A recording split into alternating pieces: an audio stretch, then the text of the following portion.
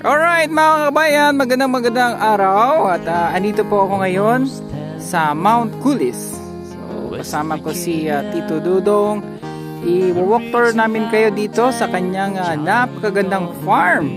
O sa mga hikers dyan, sa mga adventurers, pwede kayo dito pumunta. Bring your friends. At marami po dito magandang tanawin. Pwede pa dito mag-camp, no? Ayun mga kabayan. Alright, i-shoutout muna natin si Tito Dudong Guapo Fresno. Ayan, Tito, magandang hapon po. Magandang hapon. Opo, marami tayong viewers no abroad, Luzon, Visayas and Mindanao at sa ating mga kababayan OFW. No, sa mga gusto po Tito na mag-trek or mag-adventure, ano po yung ino-offer nyo na service? Hiking, tapos swimming. Mayroon tayong overnight dito sa Mount Kulis. Alright, Marami pang pwedeng magagandang tanawin. Mayroon tayong spider web, saka yung heart peak, saka yun, Noah's Ark. Meron? Wow. Mayroon pa doon yung hanging bridge natin at saka yung Lion Falls. Okay. Saka free-flowing swimming pool. Pwede puntahan. Kaya ikutin Tito ng isang araw? Kaya ikutin siya ng mga 5 hours. 5 hours. Ayan. Solve na yung mga hikers nito, no? 5 hours. Ayan. Sige po. Alright, samahan natin si Tito, no? May papasilip siya sa atin. Sige Tito, tara. So, dito, naglalakad kami ni Tito dito sa sa kanyang farm. May mga tanim dito na cosmos, oh. Mga bulaklak. Cosmos ata ito. Ayan. Sa mga hikers, no? Support natin ang kanyang farm, lalo na sa ating mga hikers. Highly recommended po ang kanyang farm, no? At ito may mga heart doon sa baba, oh. At sabi ni Tito dito, napakaganda po dito pag umaga, no?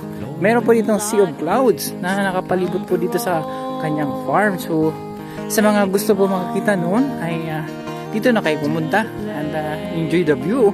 Kita nyo naman mga kabayan at meron po doon kabayo. Ayun, no? Ayan, ang ganda ng view. O, see? Ayan, dito kami naglalakad. Kasitas natin para sa mga overnight na gustong matulog. Ayan, meron tayo. Pwede na tayo ng tent. Nadala ng tent pag nag-overnight. Ganda, no? Malamig ito Tito kasi no, yung nipa tapos kawayan. Pawid. Yun, sa mga gusto, sa mga couple, lalo na sa mga couple, mga ating mga hikers, no? Ay, maganda po dito, no? Huwag na kayo lumayo, dito na kayo pumunta. Ayan. Ayan, oh. Tahimik. Kung gusto nyo po ng peaceful, no? Ay, dito na kayo pumunta mga kabayan. Meron din po ditong comfort room. Ayan. Maaliwalas, oh. Sa mga gusto pumunta, ha? Try naman nyo po ang ating Kulis, no? Ayan. Gusto magduyan-duyan dyan, no? Napakasarap dito magduyan.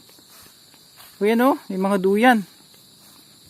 And then, meron pa dito spider wave. Ayan, oh. Spider wave. Yan. So, dito mga bayan, andito po yung spider wave, oh. Ayan, oh. Kung gusto nyo mag-adventure,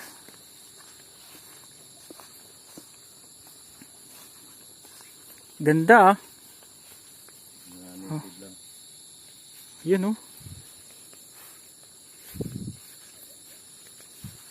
Pwede dito mag-camp. Dala kayo ng tent nyo. Spider wave.